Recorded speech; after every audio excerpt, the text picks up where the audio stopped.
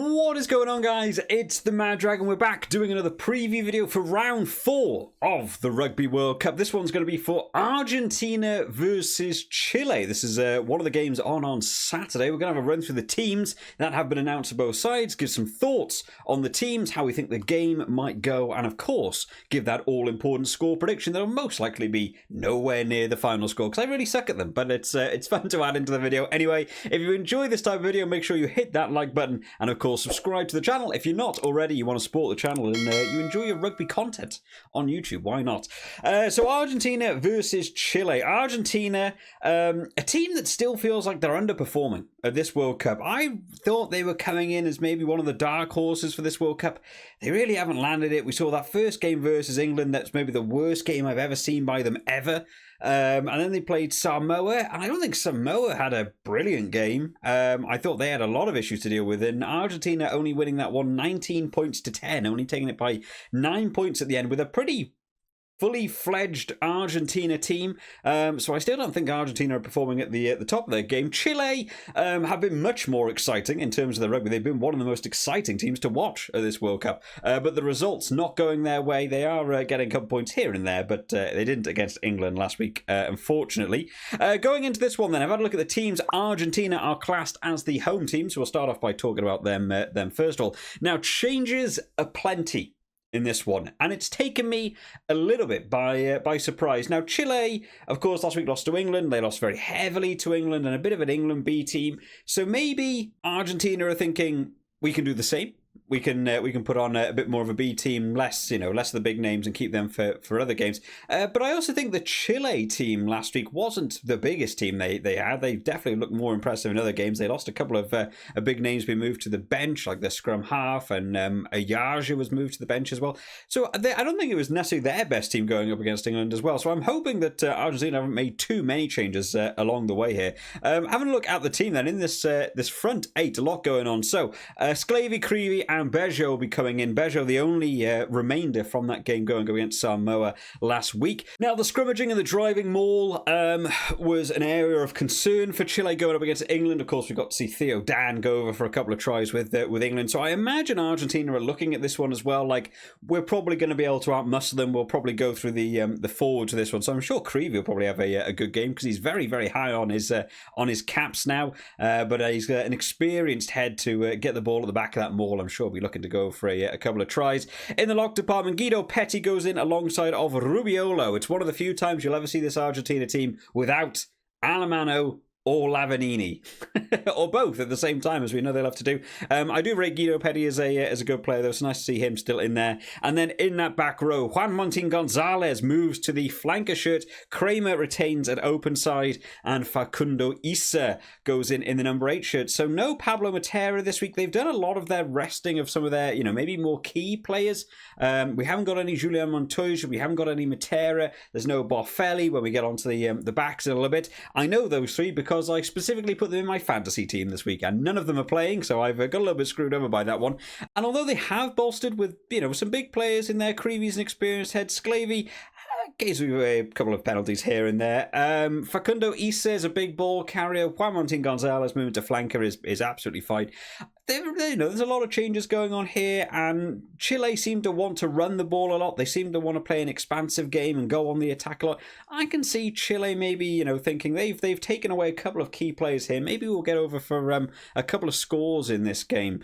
In terms of the backs then, total change in the halfback partnership. Thomas Cubelli goes in alongside of Nicolas Sanchez coming back in. I thought I had a much better game than Santiago Carreras last week. Santiago Carreras, not really doing too well against Samoa. So Sanchez coming back in again, another experienced head, high on caps. Will they be going for the 3 points versus Chile? Maybe in that opening 10, if there's one in front of the post. I would believe Argentina are looking at this game as we need the tries, bonus point. They're not out of the woods in terms of that qualifying to the quarterfinals yet. They need max points. So getting the win is important, but I think getting the bonus point as well will be very much on the cards for them. Maybe we'll see them go into the corner and go for that driving maul a lot more than going for the penalties in this one. In the centre partnership, De La Fuente goes in alongside of Lucio Cinti. And then finally in the back three, Juan Imhoff goes in alongside of Iskro and Bogado in the fullback position. So no Juan Cruz Mali has been moved to the bench. Boffelli been taken off his wing, so we know Sanchez is going to be taking over the kicking duties for this one. I did wonder whether Boffelli would stay on just to, make sure you're going to be able to get those kicks over. Very high percentage goal kicker. Had a great game against Samoa. Got his try. Could have got more. He had that one where he dropped the ball, right? Just as he was getting over the try line. But he's obviously been rested for this one. They obviously think bigger games still to come in round 5. So keep those players safe and make sure these lads go out and get the win. So a lot of changes across this 1 to 15. Not a lot of remaining players from that Samoa team, but we'll see how it works out for them. And then quickly in terms of the substitutes, Ruiz, Vivas and Gomez Cordella will be coming on at some point in that second half, which is a decent little bolster, to be fair. Maybe they'll play 50 minutes. If I was Argentina in this one, I would be saying we do not want to let up on the forward pressure. I wouldn't even want to wait for forwards to begin to get tired for Argentina. I would say 45, 50 minutes at latest. Put on your next front row. Apply that pressure, keep going for those driving mauls, make sure you get the 4 by the end of the game. That's probably one of the most important things for them.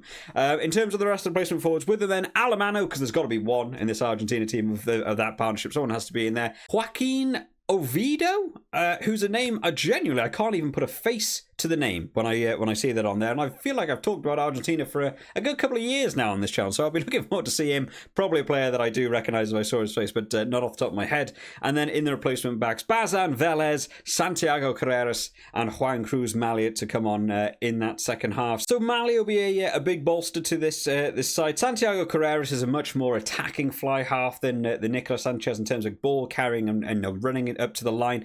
Maybe this is the right move, to be fair. Nicolas Sanchez just to carry the team through for that first 60 minutes or so, which is where we tend to see Chile drop off in this tournament. And then you bring on someone like Santiago Carreras, who absolutely can find the lines in the defence, go on the attack himself and carry that ball up to the line. That's probably a better way around for them to have organised their halfback partnerships this week. Talking about their opponents then, Chile going into this one, who last week played England. Had a bit of a rough old game against England, not going to lie. They were doing a lot of things quite well. It seemed to be working. Their attack was nice. A couple of just little handling errors, different things going wrong for them. And just that muscle game that England brought to the game, they found it so hard to be able to compete in that driving maul situation. Theo Dan having a bit of a laugh. Some of the England forwards going for the pick and goes.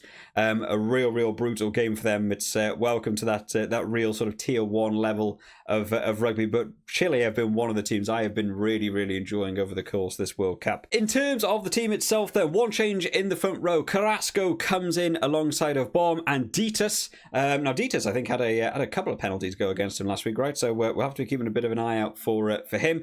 In the lock department, Pedrero goes in alongside of Eastman. Now Saavedra was playing at lock last week, but he's now been moved into the back row. He's playing at the open side this week. Sigren stays in as the captain in that blind side flanker. And then finally in that number 8 shirt, Martinez comes back into it to start this one. Of course, Alfonso Escobar was playing at 8 last week. Martinez came on from the bench and did make a nice impact into that game as well. In the halfback partnerships, where it's looking a little bit more exciting for me, though, Torrealba comes back in alongside of Fernandez in that fly half shirt. Now, Torrealba wasn't playing last week, wasn't in the starting lineup, wasn't on the bench, and he has been one of the players I've been most excited to see. Videla was playing last week, also an exciting scrum half, to be fair. It's something Chile are bringing to this World Cup, exciting scrum halves, but Torrealba was absolutely doing brilliantly in the games we've seen him so far, so looking forward to seeing him back in this team.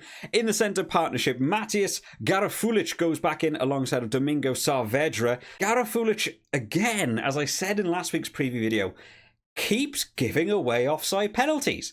You wear a bright yellow scrum cap. Stop being offside. It is the most obvious player of the entire team to be offside. I'm not sure what that is. I don't know if there's any sort of language discrepancy between some of the referees with their own accents and talking to some of the Chilean players. There's a couple of times last week where he was saying, go back onside, take a step back, move backwards, and they just stand offside waiting for the ball to come out, so eager to get going forwards. But if you're wearing a yellow scrum cap, Don't do it. Don't be the one, standing offside there. And then in the back three, a total switch up for this Chilean team. Ignacio Lorenas comes in alongside of Videla, and Ayaja comes back in that fullback shirt. Another player who's been incredibly impressive for me over the course of this World Cup. Really been enjoying learning a bit more about the Chilean team and seeing what they're bringing to this game. Ayaja, a superb counter-attacking fullback. Got a bit of a Stuart Hogg vibe about him in terms of his counter-attack. He gets the ball in his hand, he charges that thing back up to the line.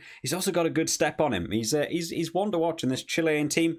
And then in terms of the bench, a lot of new names for me. Unfortunately, Chile is still one of the teams I'm trying to learn a little bit more about. The one name that sticks out to me there is Alfonso Escobar, who of course was playing in that number 8 shirt last week, so I'm sure he'll be coming on in that back row at some point during the second half. So in terms of this game, then, where do we see this one going? Well, Argentina is still going in to me as the big favourites for this one. Unfortunately for Chile, that sort of 60-65 minutes is where they feel like they begin to peter out a little bit.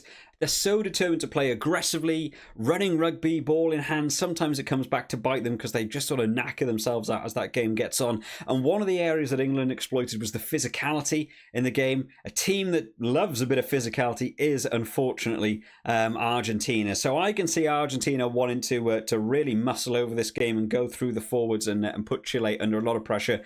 I see driving maul tries coming from this one. I see every scrum leaning towards almost a penalty towards Argentina, and then playing off the boot. I don't see Argentina going for a lot of 3 points this game. I think they'll be kicking to corner, going for those driving mauls and putting them under pressure. Hopefully Chile come out in this one, maybe get a few penalties of their own over the post, get some scores on the board, because that was one thing against England. They were so desperate to go for the try. Sometimes it'd be nice just to see them knock over a couple of those 3 points when they do come on offer. But if you open up the game, maybe a bit of breakaway, maybe Chile can get a try or two in this one. For me, though, I am leaning heavily towards Argentina, even with the bit of the B team that we see. England took this one, by 70-odd points.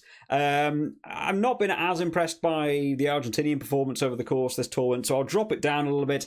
I'll say Argentina to take this one. Let's not do a round number. Let's do 59. That'll be my prediction for this one, because doing a round number never works. It's never even close. We'll say 59. Maybe that one will get into luck. Hopefully you've all enjoyed this one today, guys. Of course, round 4 is continuing this evening with Japan versus Samoa, so hopefully you all enjoy that one and have a good weekend of rugby too. I'll see you all next time, guys. Bye bye.